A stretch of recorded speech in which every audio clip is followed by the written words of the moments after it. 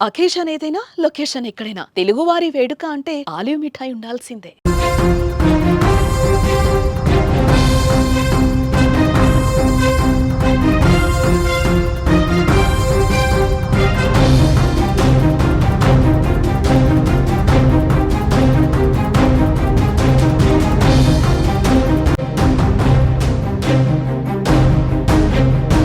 కాశ్మీర్ ఉగ్రదాడి అనంతరం పాకిస్తాన్పై భారత్ చేసిన ఆపరేషన్ సింధూర్ యావత్ ప్రపంచాన్ని ఆశ్చర్యానికి గురిచేసేలా చేసింది. ఈ ఆపరేషన్ తర్వాత భారత్ పాకిస్తాన్ మధ్య ఉద్రిక్త వాతావరణం నెలకొంది. కాగా ఈ పరిస్థితుల్లో భారత సమాచారాన్ని పాకిస్తాన్కు చేరవేసే ప్రయత్నం చేస్తున్న వ్యక్తులపై భారత్ దృష్టి సారించింది. ఈ క్రమంలోనే ఇంటెలిజెన్స్ బృందాలు వివిధ ప్రాంతాల్లో పలువురు గూఢచారులను అరెస్టు చేస్తున్నారు. ఇందులో భాగంగానే మరో పాక్ గూఢచారి దేవేంద్ర సింగ్ ను హర్యానాలో అరెస్టు చేశారు.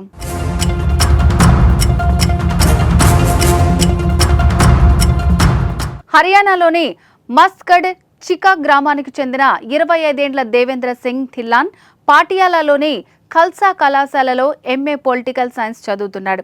అయితే అతడు ఇటీవలే తన ఫేస్బుక్ ఖాతాలో పిస్టోల్ గన్ చిత్రాలను అప్లోడ్ చేశాడు. దీంతో అనుమానం వచ్చిన అధికారులు అతడిపై నిఘా పెట్టారు. ఈ క్రమంలో భారత్ పాకిస్తాన్ మధ్య జరిగిన ఉద్రిక్తతల గురించి ఆ యువకుడు పాక్ ఏజెన్సీకి సమాచారం ఇచ్చినట్లు నిఘా అధికారులు గుర్తించారు. ఆపరేషన్ సింధూర్ గురించిన సమాచారాన్ని ఎప్పటికప్పుడు పాక్కు చేరవేసినట్లు ఇంటెలిజెన్స్ సమాచారం అందింది.